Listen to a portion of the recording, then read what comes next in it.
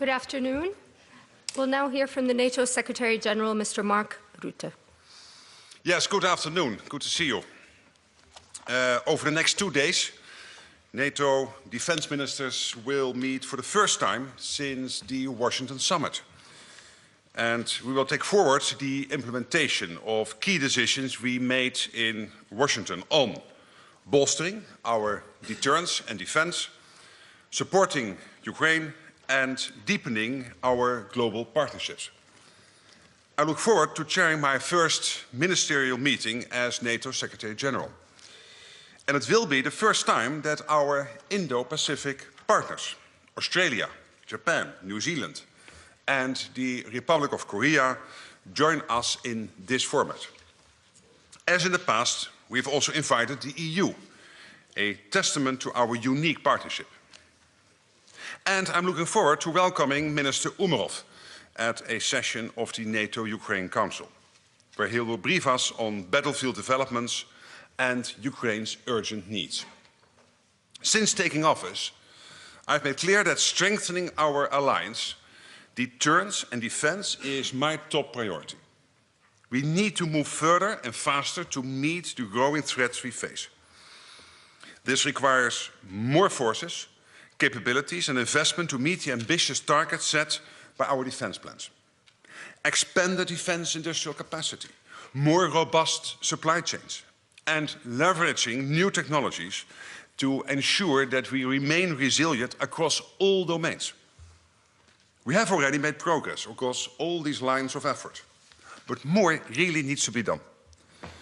On defense industrial capacity, for example, we have made significant advances over the past 2 years on the production of munitions and the manufacturing of new ships, combat vehicles and jets.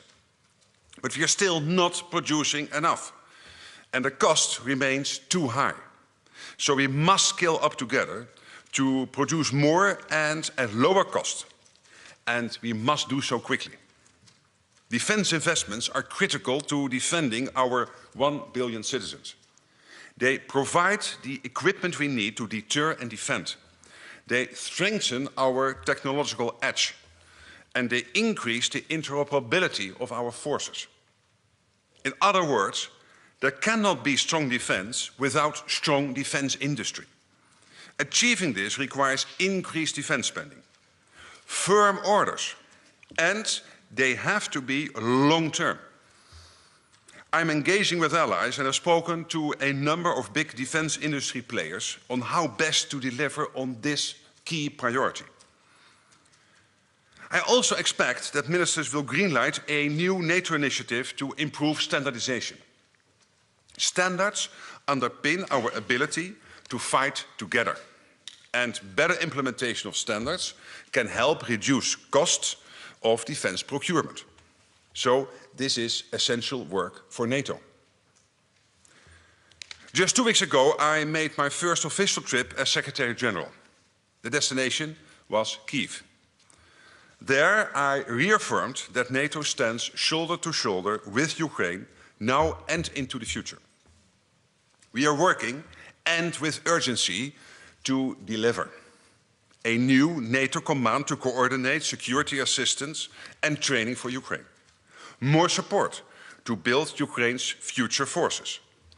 A financial pledge of at least 40 billion euros of military aid within a year. And initiatives to support Ukraine on its irreversible path to NATO membership. Early this week, I visited the new command that is being set up in Wiesbaden, Germany, where I met with staff who will be coordinating international security assistance to Ukraine. Work has started, and we expect the command to become fully operational in the coming month. This will enable allies to provide more coordinated and consistent support for Ukraine for the long term.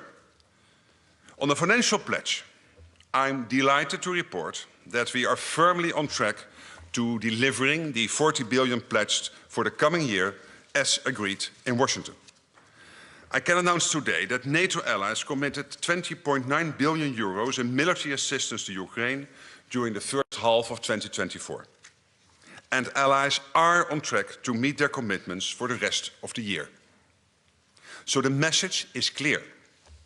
NATO is delivering for Ukraine, and we will continue to do so. Defense ministers will also review the status of NATO's current operations and missions in Kosovo and Iraq. The situation in the Western Balkans remains concerning, with secessionist threats in Bosnia and Herzegovina, a fragile security situation in Kosovo, and little progress made in the EU-facilitated Belgrade-Pristina dialogue. Russia is also seeking to undermine democracies in the region with cyber and hybrid threats, including disinformation using internal vulnerabilities to sow divisions. For over 2 decades, KFOR has maintained a safe and secure environment for all people in Kosovo and freedom of movement. NATO's commitment to KFOR remains strong today. And in the Middle East, at the request of Iraqi authorities, we have broadened the scope of our support for Iraq's security institutions. And we continue our engagement through NATO mission Iraq to promote security and stability. Finally, I'm looking forward to exchanging views on the current global security situation with our Indo-Pacific partners and the EU. The growing alignment of authoritarian actors like China, Russia, North Korea and Iran is undermining stability in the Euro-Atlantic and in the Indo-Pacific regions. In this more interconnected world, it is vital that we tackle our shared security challenges together. The expanded presence at the NATO table tomorrow demonstrates our commitment to working with our like-minded partners to defend our values and interests. We are particularly looking to increase cooperation in the areas of innovation, supply chain and defense industrial production. And with that, I'm ready to take your questions. Thank you. We'll start with Interfax. Third row. Thank you, Farah. Secretary General, News Agency Interfax, Ukraine, Irina Sumer. Today, Ukrainian President Volodymyr Zelensky announced in the Verkhovna Rada, you already know what I'm talking about, that first point of his victory plan is an invitation for NATO membership, while the real membership can wait for a future. What will be your thoughts on this? Thank you.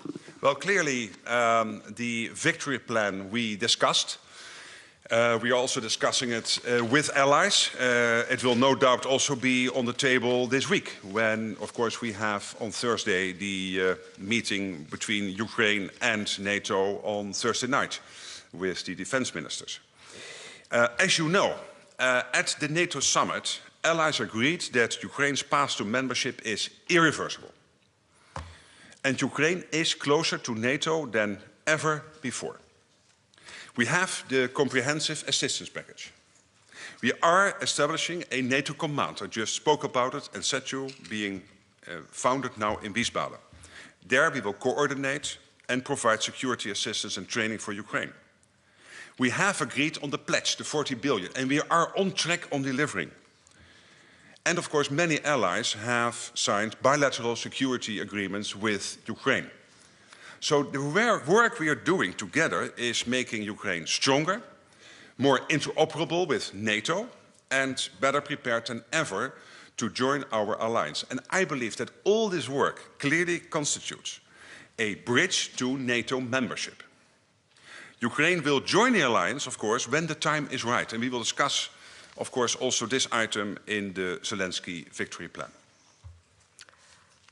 Okay, we'll go to Ukrainian News Agency, National News Agency of Ukraine. Thank you for the floor. Dmytro Shkurko, National News Agency of Ukraine. We have confirmed reports that Russia and North Korea concluded some kind of new agreement which not about only supply of weapons, but also to sending troops to the combat. Do you have such information? And do you observe some kind of, does NATO observe some kind of logistical operations in supporting such a move? And what is NATO reaction to that dangerous development? Thank you. I cannot confirm these reports, but obviously they are concerning.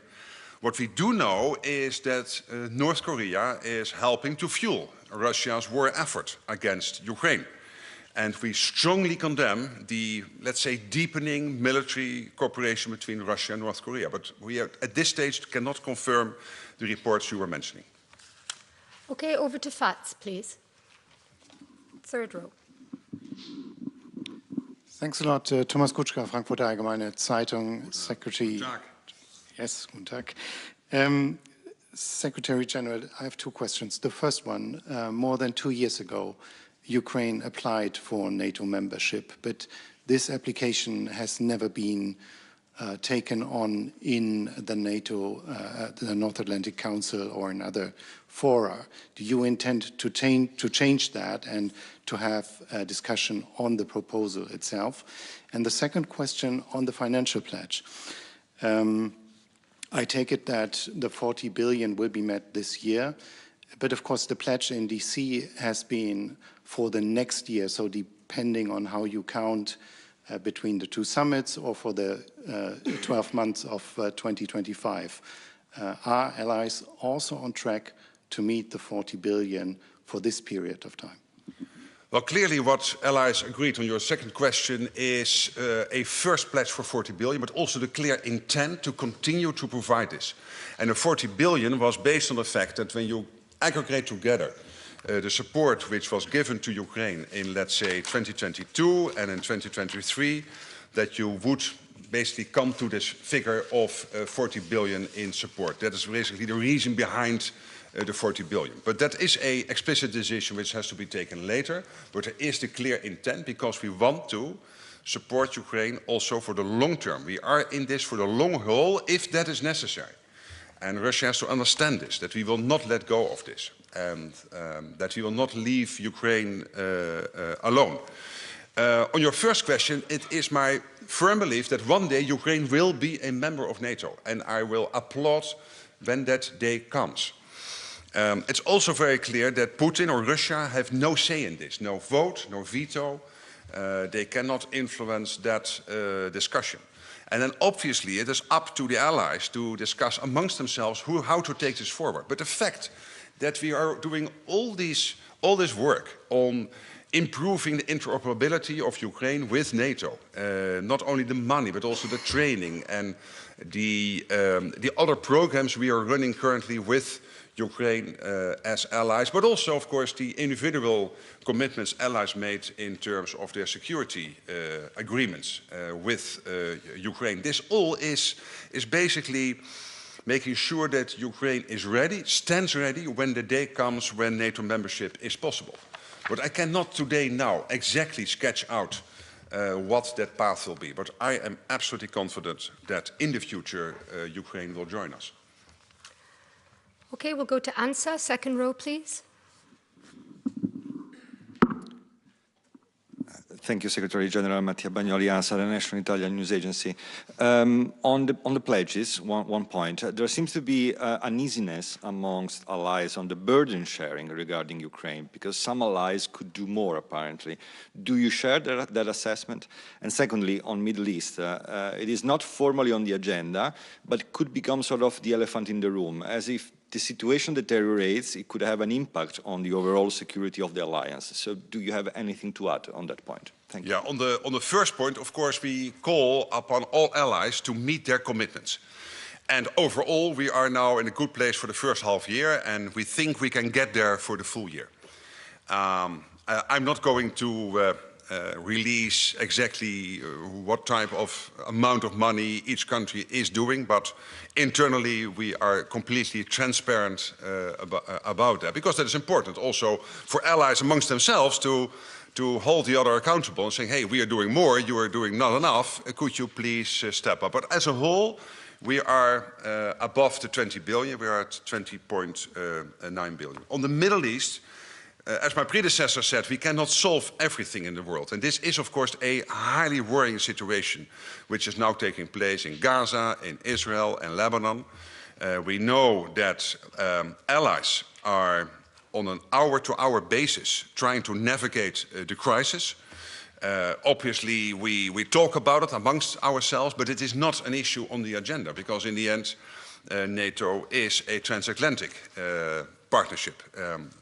Obviously, there is a link to NATO through what we are doing in Iraq to make sure that our people there helping the Iraqi government to build the Iraqi armed forces and to do everything Iraq has asked us to do, that they are safe and can work as good as possible and as safe as possible.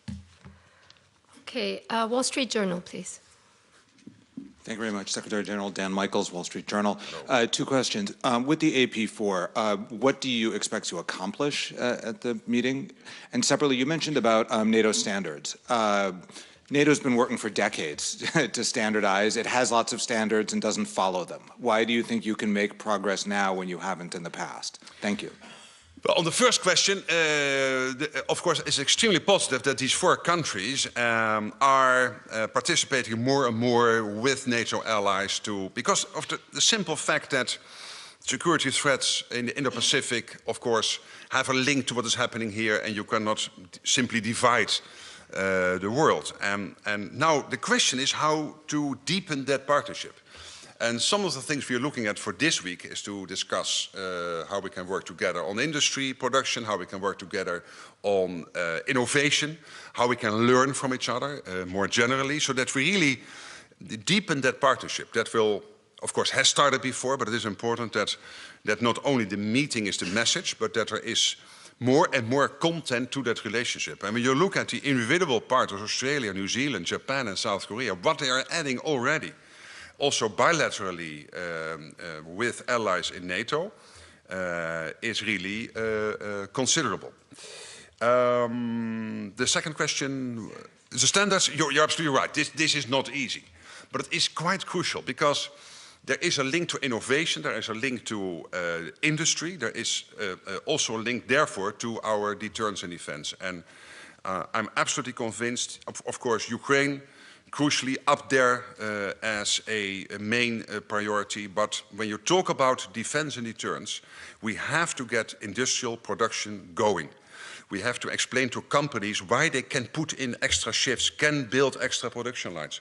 And therefore, we need to basically use every lever we have. And standardization will help here. Also, of course, in a situation in which NATO countries have really to go to war, if that would happen. Hopefully not.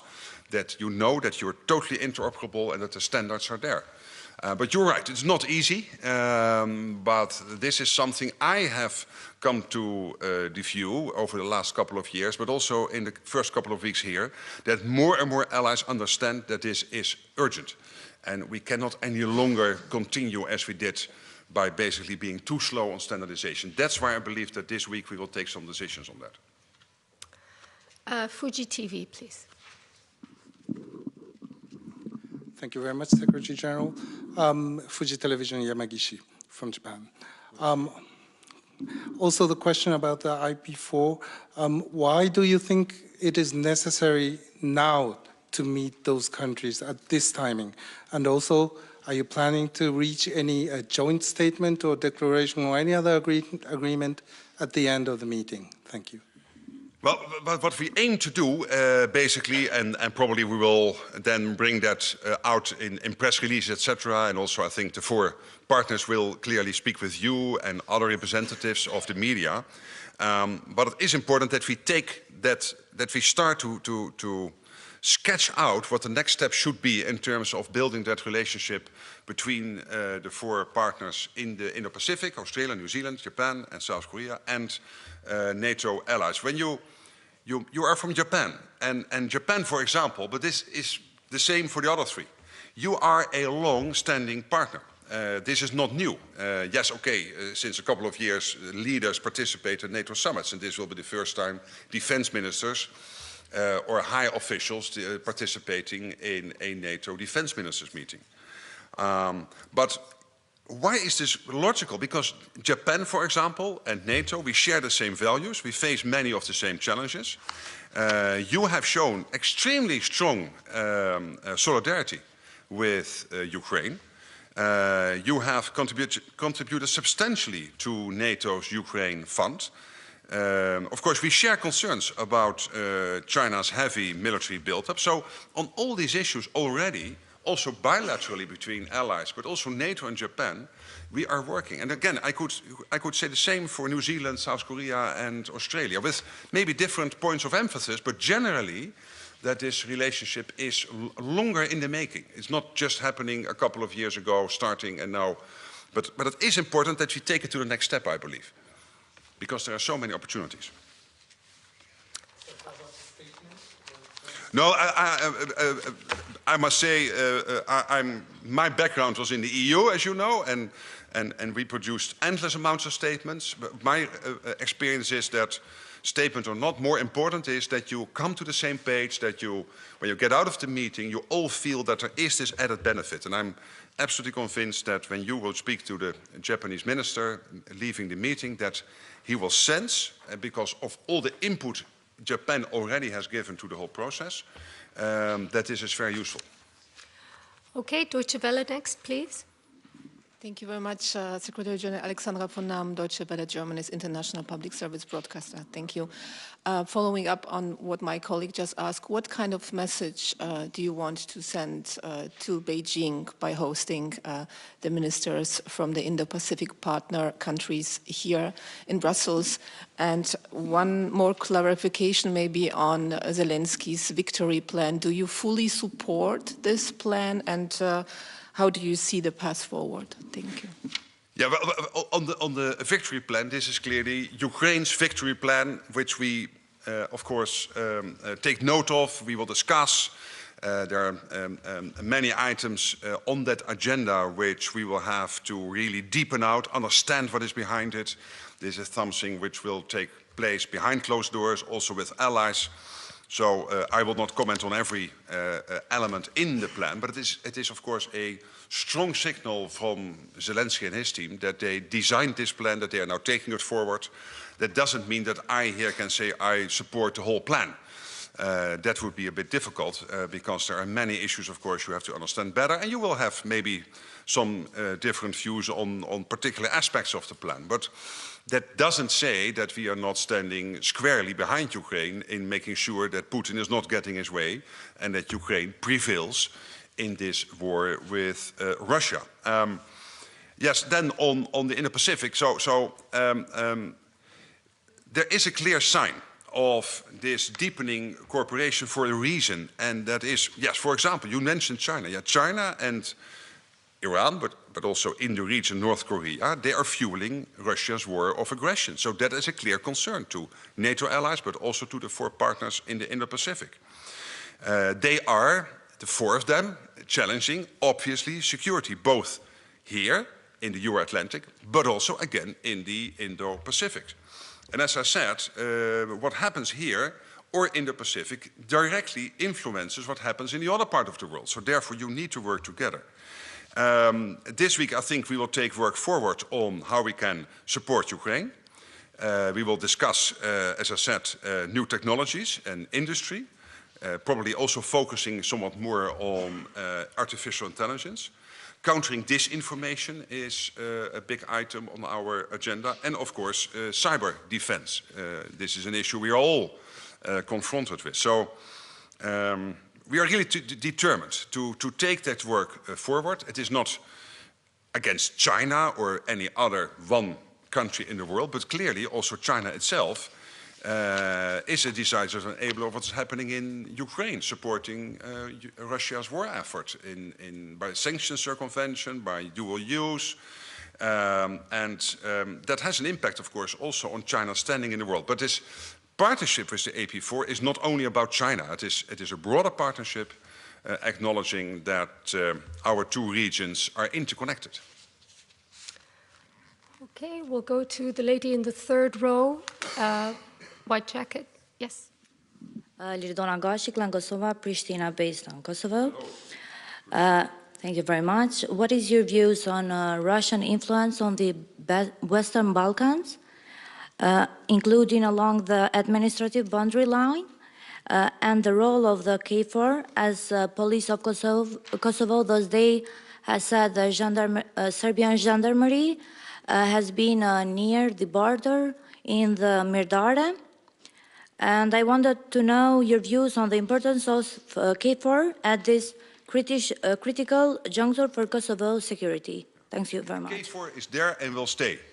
So that on your last point. And more generally, let's not be naive. Russia is, as we know, and we can see, and you can see, is seeking to undermine democracies in the region. We know for a fact that cyber and hybrid threats are absolutely there, and you are confronted with them, and disinformation is there. And we know that they try to use the internal vulnerabilities to sow the division and therefore make it more difficult. For example, for Pristina and Belgrade to get to some sort of discussion. For other parts of the region to make sure that they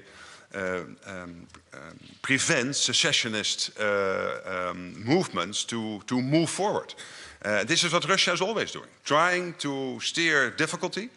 And what we have to do is remain calm and focused. And KFOR is doing that. NATO is doing that. I know that our partners on the Western Balkans are doing it. I was so happy that you had the meeting in Berlin. I think it was on Monday or Tuesday with Olaf Scholz and others in the German administration. So that's all testimony that, yes, they are trying to interfere in the Western Balkans, the Russians, but we will not let ourselves be deflected by that. We will stay concentrated on this.